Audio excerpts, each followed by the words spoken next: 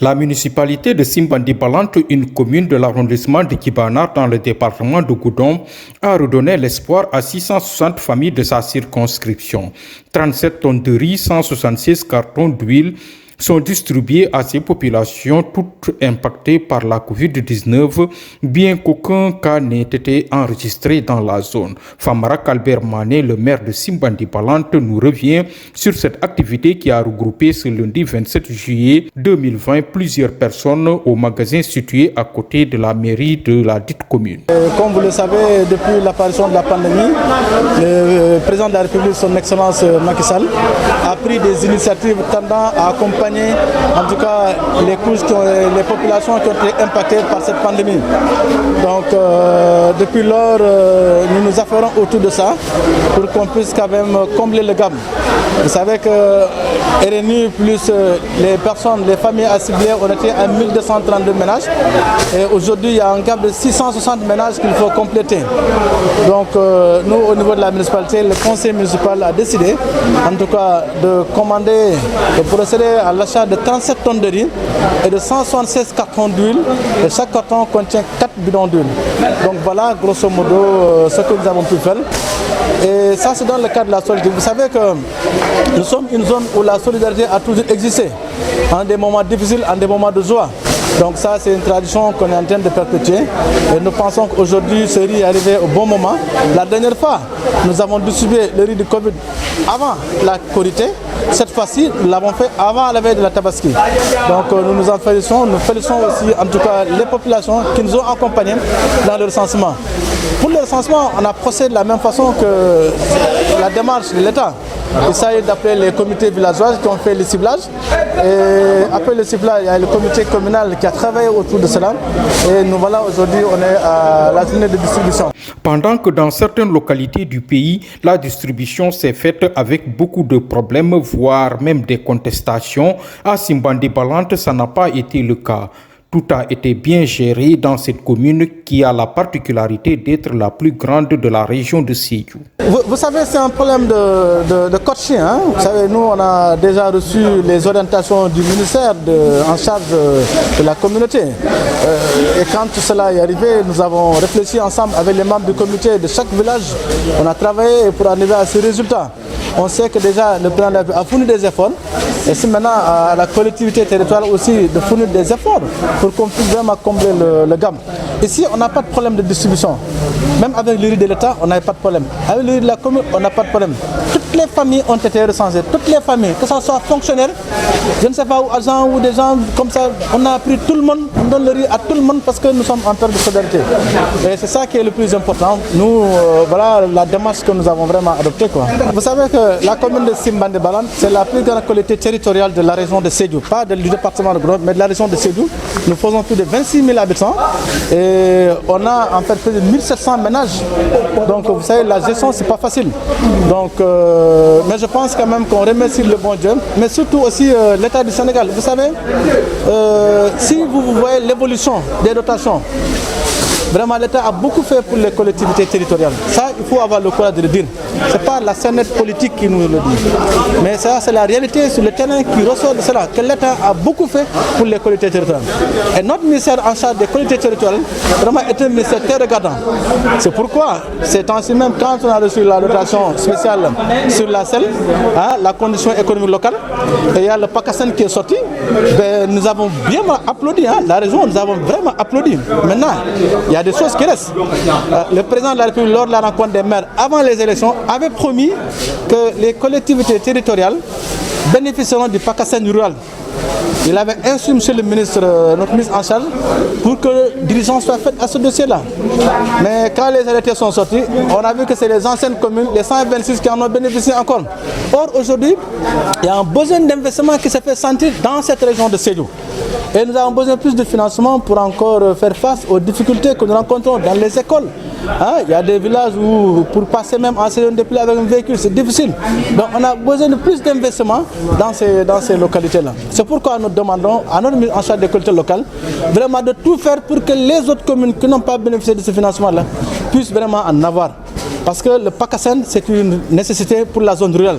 Le PACASEN est venu à son heure. Le PACASEN, ça doit être le PACASEN de la zone rurale.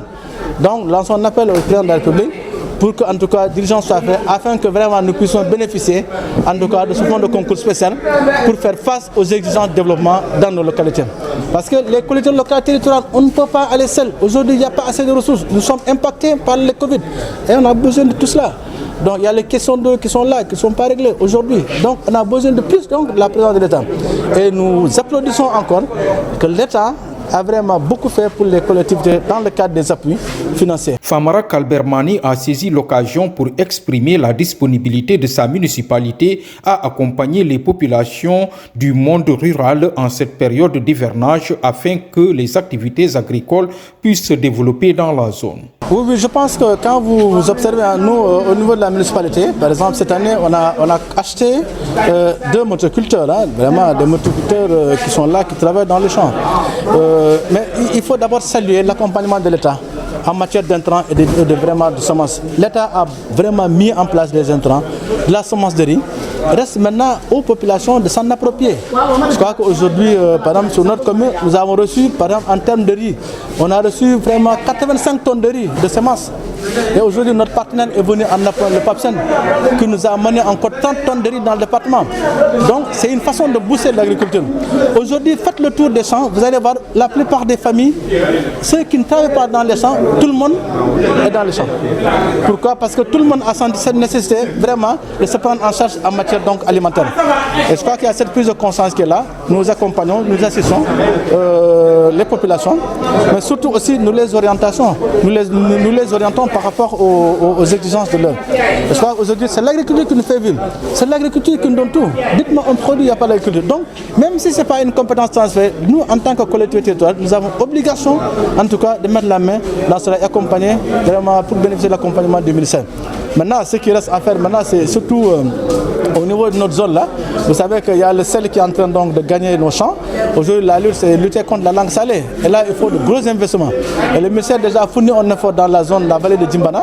Mais encore, il y a même quelque chose qui reste encore. Parce que quand on parle d'agriculture, s'il y a le sel, si on ne combat pas le sel, on ne va pas arriver aux objectifs assignés. Et pour qu'il y ait donc, en tout cas, atteindre ces objectifs-là, il faudrait qu'il y ait donc les préalables. Et ces préalables-là, c'est l'État seul qui peut accompagner et les autres partenaires, en tout cas les collectivités territoriales, pour qu'on puisse lutter contre la langue salée. En cette veille de Tabaski, la population impactée par la Covid-19 a besoin d'un appui et d'une solidarité agissante. Et ce geste de la municipalité va dans ce sens. Je pense que c'est dans cette solidarité dont je parlais tout à l'heure. Vous savez que la solidarité, on l'a vu tous les jours. Ça, ce sont nos parents qui nous ont légué cela. Quand vous venez par exemple en milieu Balante, vous allez vous rendre compte qu'il fut de temps, on a ce qu'on appelle le système de grenier dans la concession. Chaque famille a son grenier, mais il y a le grenier de la concession. Et quand il y a ces situations pareilles là, on puise dans le grenier de la concession pour fournir les autres ménages qui sont dans la concession. Donc cette solidarité a toujours existé. Aujourd'hui, l'État a tracé la voie, certes, mais nous la vivons tous les jours. Je crois que cette fête de Tabaski, je crois que c'est pour ça qu'on peut placer cela dans ce cadre-là, pour vraiment venir en aide aux familles vraiment, qui sont vraiment dans le besoin. Et là, vraiment sans distinction. Parce qu'aujourd'hui, tout le monde est impacté par ce Covid-là. Et je crois que c'est surtout ça que nous avons voulu vraiment agir ensemble. Vraiment. Et quand on est ensemble, on est encore beaucoup plus. Les populations, elles, remercient vivement le maire à l'image du chef de village de Niafor et celui de Kiar. Georges Diata, chef de village de Niafor Santo. En premier lieu, je remercie le chef de l'État. Ensuite, le maire de notre commune de Simbandi Balante. Vraiment, l'acte du chef de l'État, vraiment, ça me convient. Moi, c'est Jules Alcène Diata, secrétaire des chefs de village de la commune de Simbandi. Chef de village de Tchad. Nous avons 30 foyers, 30 ménages qui n'ont pas pu avoir au premier tour. Et les 30 ménages sont là aujourd'hui. Aujourd'hui, différent de la première dotation, celle de l'État, et aujourd'hui c'est la commune qui nous prend en charge. Et elle a eu à proposer à chaque ménage qui était non bénéficiaire du côté de l'État un sac de riz et 5 litres d'huile. Quant au calife général du Balantakunda, en plus de remercier le maire de la commune, il remercie aussi les autorités administratives du pays et particulièrement celles de la région et du département. Je n'ai rien qu'à remercier l'État du Sénégal en commençant par notre maire. Il est sincère, il est vaste. On a un maire qui est vraiment la pitié de toute sa population et aussi au-delà de sa population, c'est un homme très compétent dans son domaine.